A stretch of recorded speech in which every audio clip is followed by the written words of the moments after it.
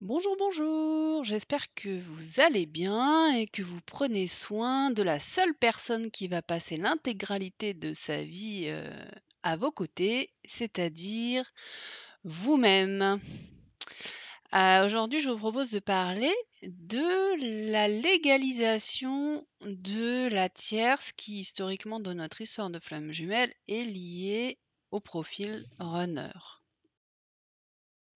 Donc, quand on atterrit dans cette, marmite, flamme jumelle, bien souvent, c'est, au détour d'une nuit noire de l'âme, abominable et bien souvent avec l'arrivée d'une, personne tierce. Donc c'est là qu'on découvre cette notion.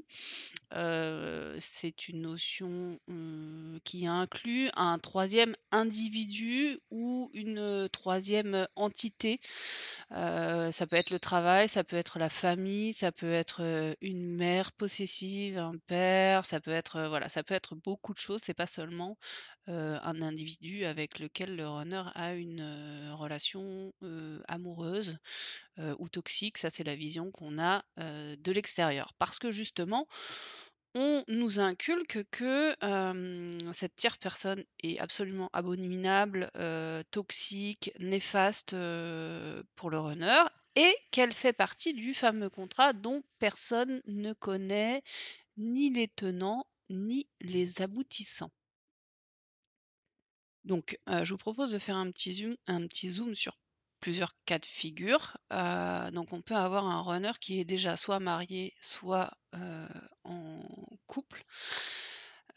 Et dans ce cas-là, quand on arrive sur le discours FJ qui nous dit que, la tierce est légale et obligatoire dans le parcours, eh bien, on va se contenter de cette, définition et poursuivre, notre, cheminement qui est un cheminement dans ce cas-là pas introspecté vers nous, mais toujours tourné vers cette solution qui est en effet, la légalisation de la terre, elle est là, c'est normal. On retrouve ça dans les parcours, qui plus anciens. Donc si vous êtes, dans ce parcours FJ, vous êtes un petit peu obligé de commencer à adhérer à la réincarnation. Donc sur les parcours où il n'y avait pas accès à internet comme à l'heure actuelle, ce sont des gens qui restaient pendant 40 ans à être, par exemple, la maîtresse, de quelqu'un, liée affectivement sans avoir de notion de se sortir de ce mauvais pas pour sa propre vie. Et pour mémoire, ce parcours est une harmonisation avec nous-mêmes, qui ne doit pas être dirigé vers quelqu'un d'autre, que ce soit le runner, la tierce, le pape ou le président de la République, ça n'a pas lieu d'être ici. On est dans un parcours, d'introspection envers soi-même. Et ça, c'est super désagréable parce que tant qu'on est, tourné vers les autres, on est parfaitement dans nos conditionnements de base. Le chaser a typiquement un statut, de sauveur, universel, donc il met des mois et des années à comprendre que ce cheminement est pour faire une, rétrospective sur sa propre vie et forcément, c'est désagréable, douloureux, et ça crée de l'instabilité. Mais c'est passager. Regardez, je suis capable à l'heure actuelle de faire le contenu, et ma chaîne alors que, je qualifie, ma nuit noire de l'âme d'avoir été décapitée. Donc, on s'en sort, on y arrive, par contre, oui, ça demande une introspection et c'est pas en étant tourné vers quelqu'un d'autre, qu'on y arrive.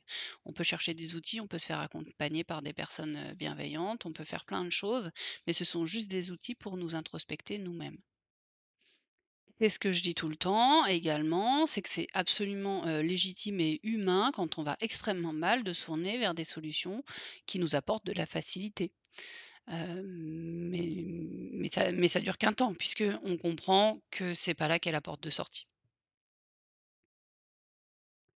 Autre cas de figure, le runner qui va, choisir quelqu'un d'autre.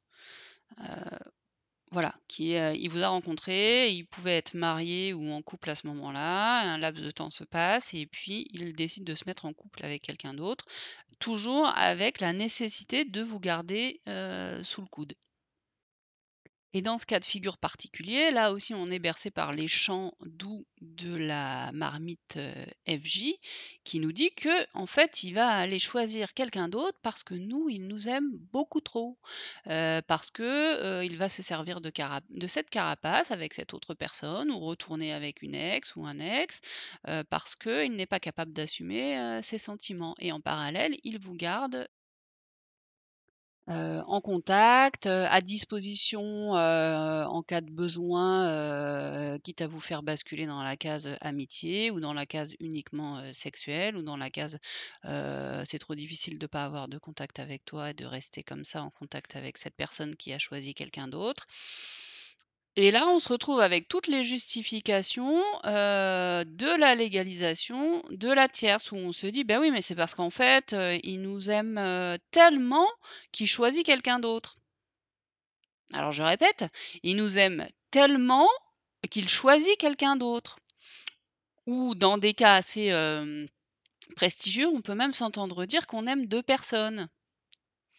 Alors, si on est vraiment, dans la conscience de soi, en fait, à ce moment-là, on doit avoir quand même du respect pour soi et se dire qu'il y a un truc qui coince.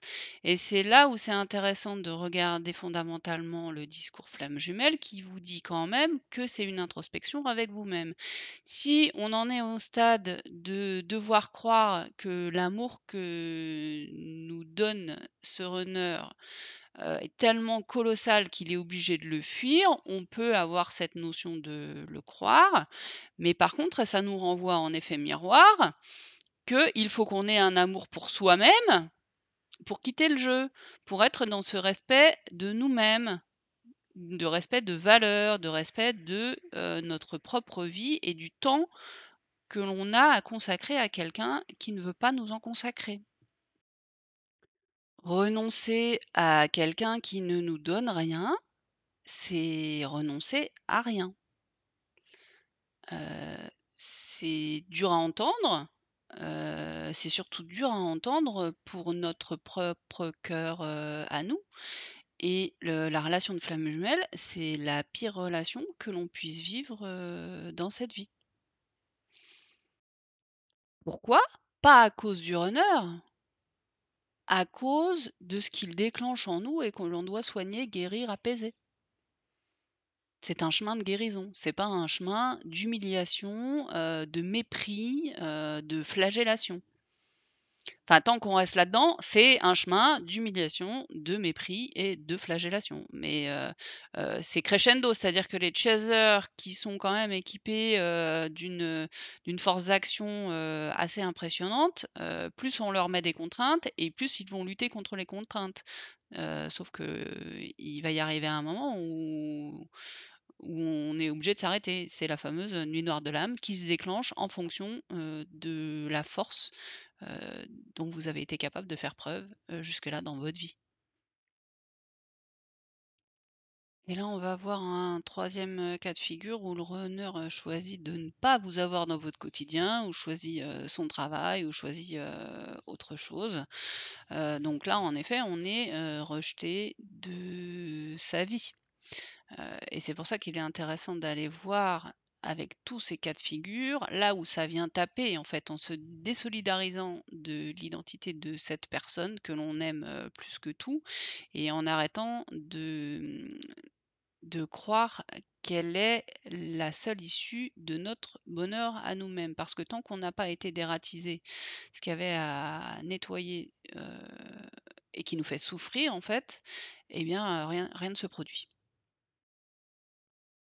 Donc, en effet, il y a un contrat, mais il y a avant tout un contrat d'âme entre cette personne tierce ou cette situation tierce avec votre jumeau.